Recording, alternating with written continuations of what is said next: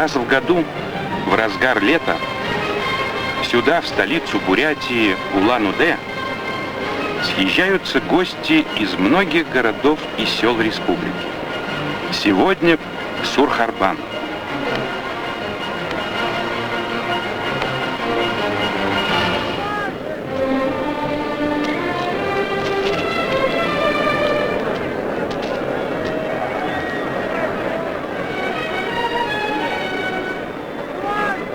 Сурхарбан — память о прошлом и радость сегодняшнего дня.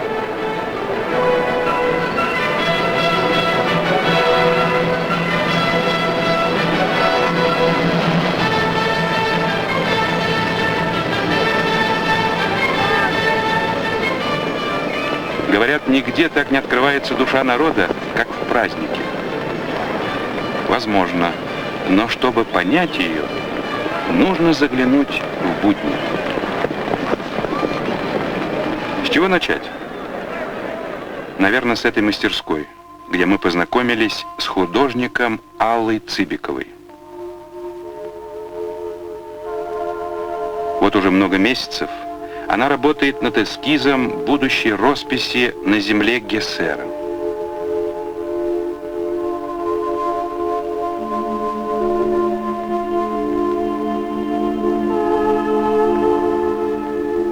Персонажи древнего эпоса причудливо вплетаются здесь в сцены сегодняшней жизни. Прошлое пересекается с настоящим, и возникает обобщенный портрет республики. Так может и мы вот так, с общего знакомства, и начнем наше путешествие по Бурятии. Далеко на востоке, за священным Байкалом, за высокими саянскими хребтами лежит край тайги и степей, чистых рек и бесконечных гор.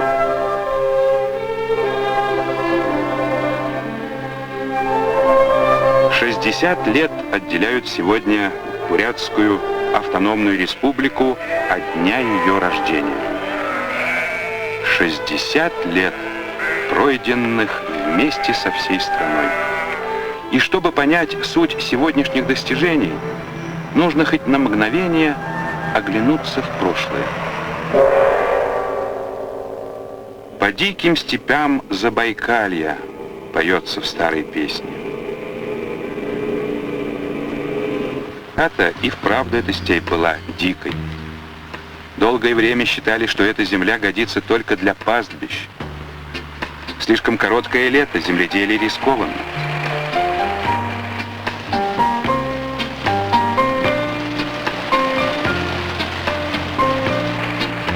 Сегодня во многих колхозах и совхозах в Бурятии уже получают высокие и устойчивые урожаи зерновых культур.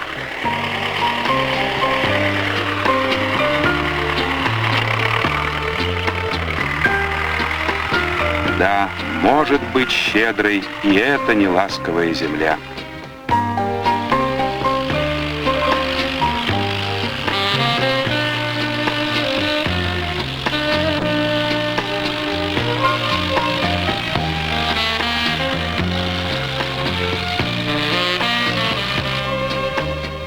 Но уже сегодня закладывается основа для следующего шага.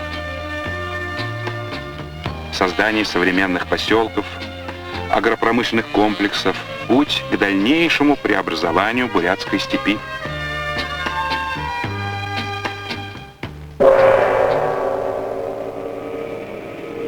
Богатый ископаемыми, но крайне отсталый край, так писали о Бурятии энциклопедии начала века. От небольших ремонтных предприятий к мощным фабрикам и заводам, выпускающим самую современную продукцию. Таковы шаги индустрии республики.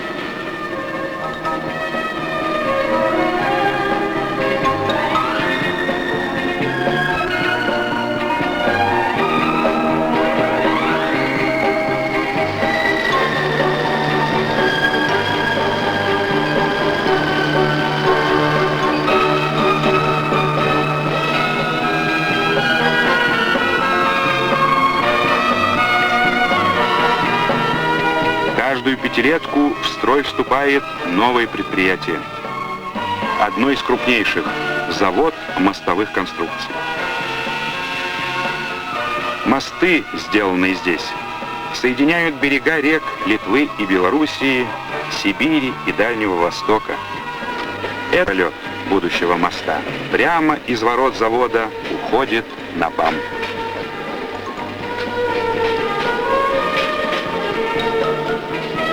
Но с ростом промышленности рождаются и новые проблемы. И самые серьезные из них – охрана уникальной природы Забайкалья. Селенгинский целлюлозно-картонный комбинат.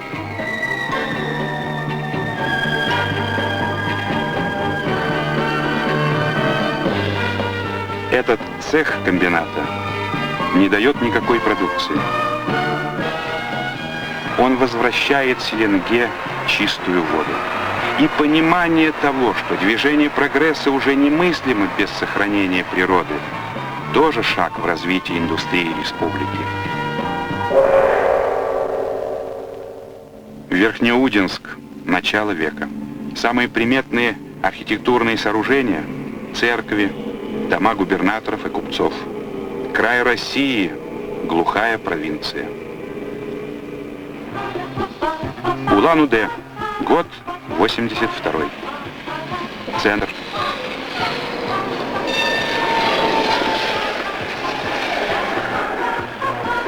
Здание Академического театра оперы и балета. Знакомый облик большого современного города.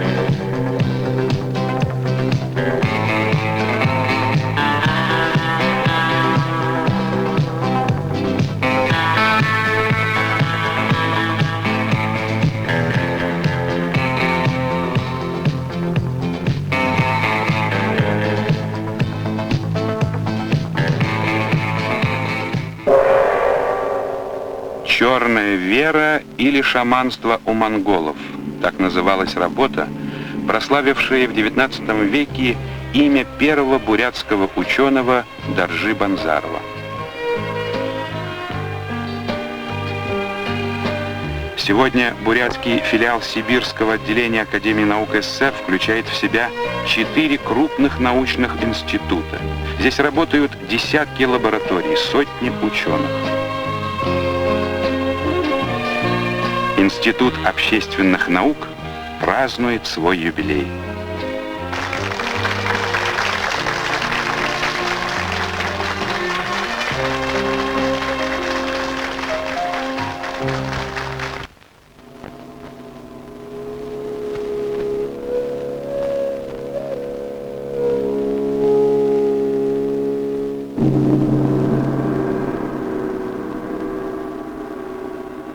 Рождение новых материалов для электронной промышленности, проверка и внедрение в медицинскую практику целого ряда лекарственных препаратов, созданных по рецептам тибетской медицины.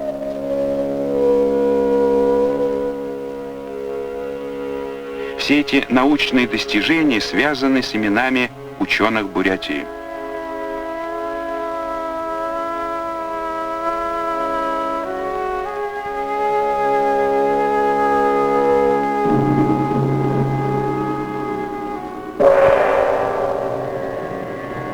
Далекое прошлое. Давно забыто название этих ритуальных масок, но созданные безвестными мастерами, они и по сей день поражают воображение. Нет, не прерывается нить мастерства, идущая из прошлых веков к сегодняшним мастерам.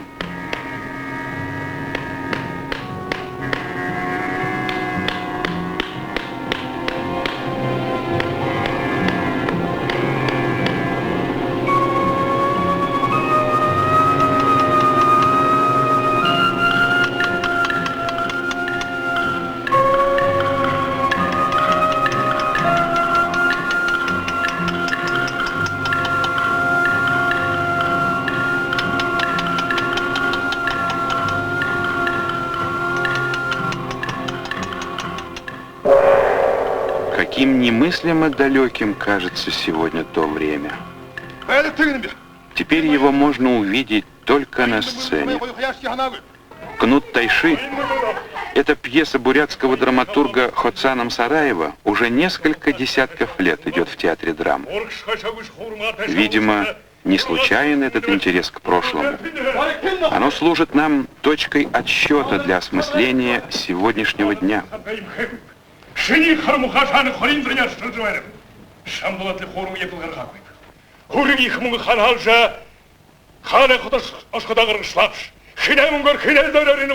Недавно Бурятскому театру драмы имени Хоцана Мсараева присвоено звание академического. И скоро уже афиши объявят о спектаклях, которые состоятся в новом здании театра. Завершается многолетний труд большого творческого коллектива, архитекторов, строителей, художников под руководством народного художника РСФСР Дашенимы Дугаровича Дугарова.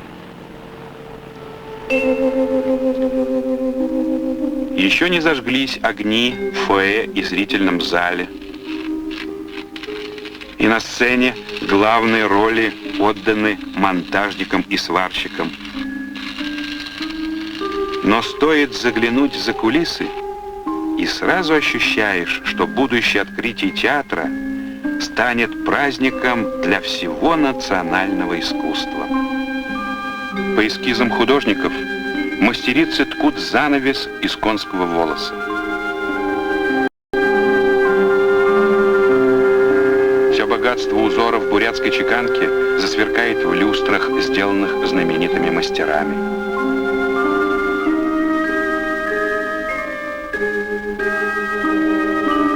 Рождается горельеф «Дружба народов», который украсит фронтон здания.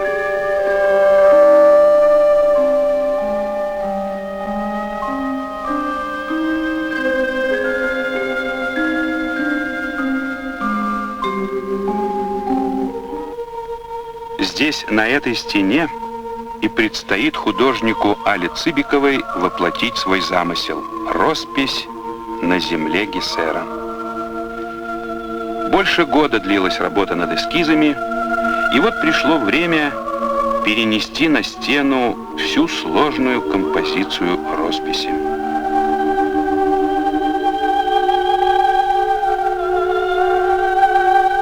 И, вглядываясь в нее, с удивлением обнаруживаешь: из общего портрета республики на первый план все явственнее выступают люди. Нет, не конкретные лица, образы, близкие каждому.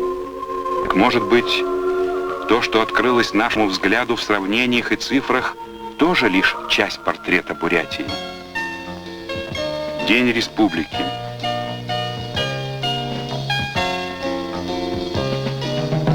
День творчества. День созидания. У каждого он свой. И только тогда откроется еще одна грань жизни республики, когда этот день оживет в судьбах конкретных людей, в их тревогах и радостях.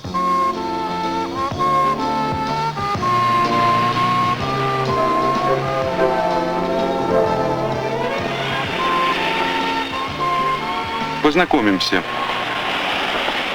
Солист Бурятского государственного ордена Ленина Академического театра оперы и балета, народный артист СССР Ким Иванович Базар-Садаев.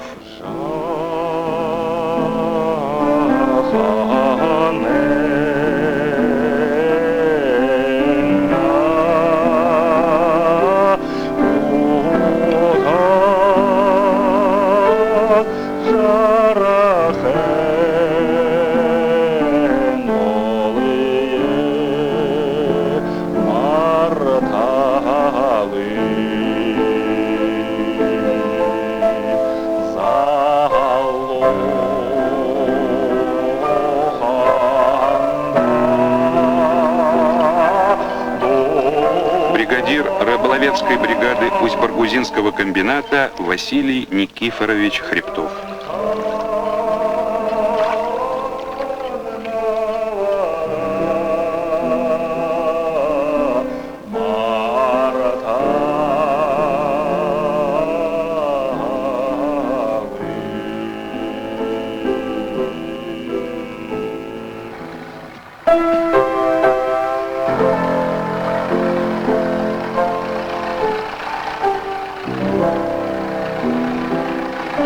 Один из лучших экскаваторщиков Колболжинского угольного разреза Петр Илларионович Коновалов.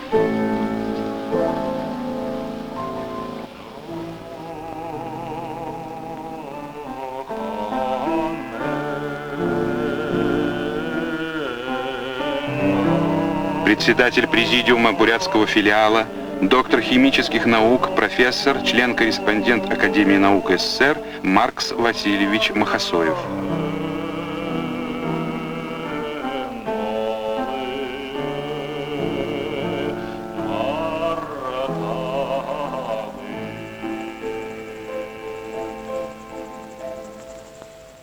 Чебан совхоза Баргойский, герой социалистического труда Гасрон Лупсанович Рабдаев.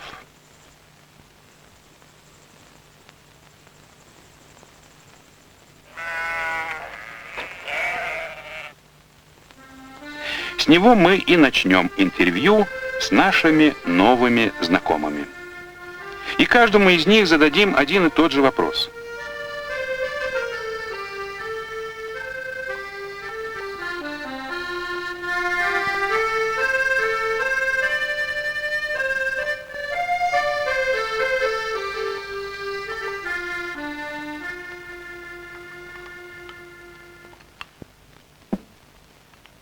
Какой день вам больше всего запомнился за последние годы?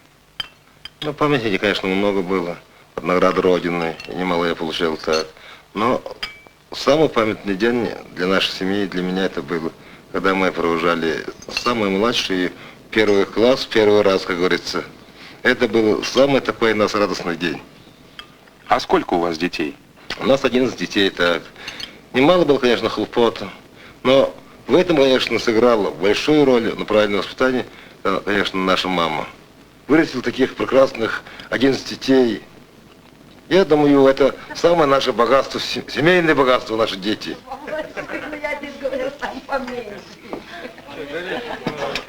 Да, в бурятских селах такие семьи не редкость. Когда все дети Рабдаевых собираются вместе, самая большая комната в родительском доме кажется тесной. Ну, конечно, интересно. Они расскажут, наверное. А?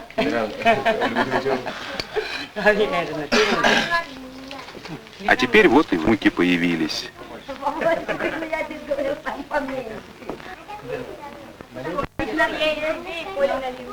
Еще одна фотография в семейный альбом.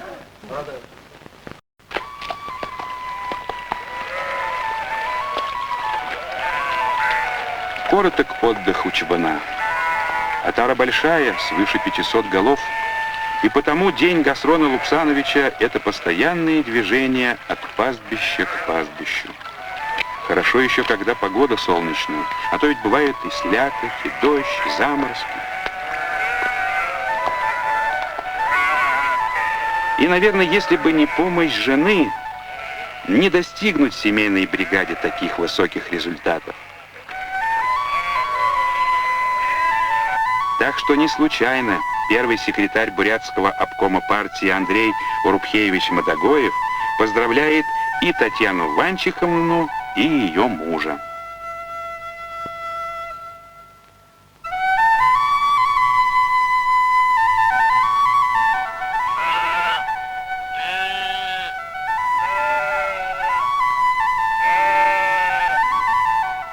В последнее время в семье Рабдаевых часто бывают такие праздники. Чуть ли не каждый год свадьба, а то и две.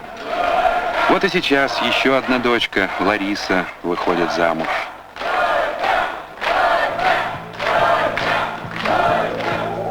Быстро растут дети. Кажется, недавно еще дочек в школу провожали, а вот уже вернулись в родное село учителями, экономистами, врачами.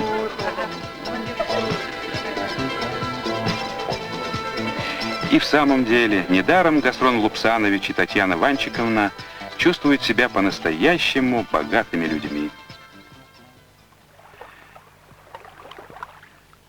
А вам, Василий Никифорович, какой день запомнился? Самое яркое впечатление мне, значит, когда предложили стать рыбаком, то, значит, я охотно согласился. Я раньше длительное время работал механизатором в леспромхозе, значит, шофером работал. Я вырос на Байкале, знал повадки Байкала, знал, значит, рыбалку с детства.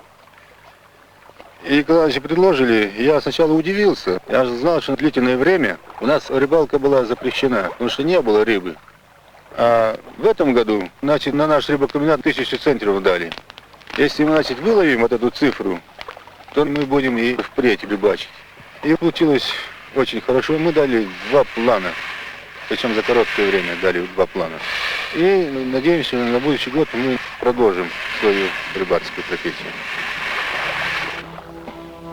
Действительно важные события.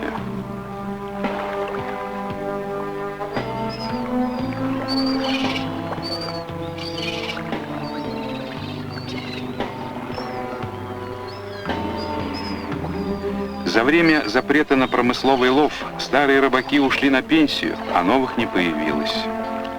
Стала исчезать исконно байкальская профессия. Теперь она возрождается. Скоро эти рыбацкие будни станут привычными. Придет опыт и сноровка, но этот первый промысловый сезон, наверное, запомнится каждому из них надолго.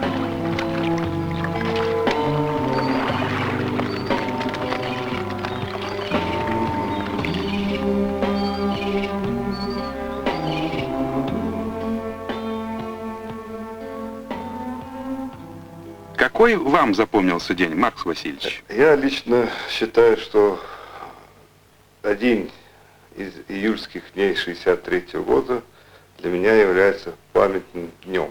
Я любил ездить, отдыхать один, ну, как образно говоря, дикарем. Особенно в те годы я всегда с собой брал рабочую тетрадь, куда записывал все, что планировал проведении научно-исследовательских работ в своей жизни. И вот в один из таких дней, июльских дней 1963 года, я составил такой, может быть, удачный план работы, над выполнением которого работаю до сих пор. И вот по ходу выполнения этого плана в моей жизни связан всякие вот назначения, избрания и все, что есть хорошее в моей жизни. Немало забот у председателя президиума. Распорядок его дня расписан по минутам. Вместе с биологами решает, какие экспонаты прибайкальской фауны отправить на международную выставку.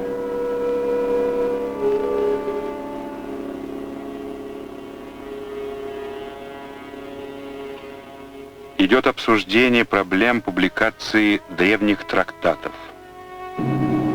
Здесь в филиале богатейшие собрания письменных памятников Востока. И каждый требует внимательного изучения.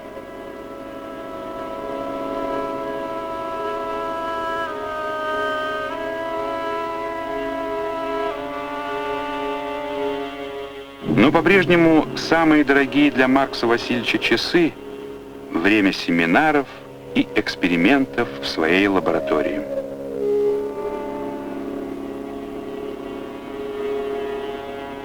И когда задумываешься об истоках достижений ученого, понимаешь, дело не только в том счастливом дне, когда был намечен план исследований, а еще и в той верности идеи, которую ученый пронес через все годы.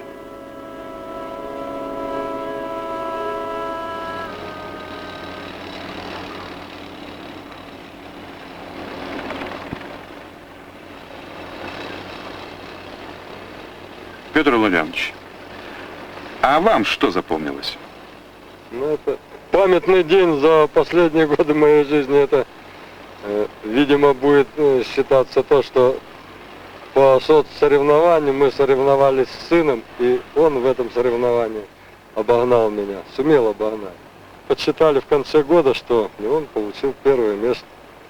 Хотя и я надеялся на себя, что, ну как сказать, вроде он моложе меня.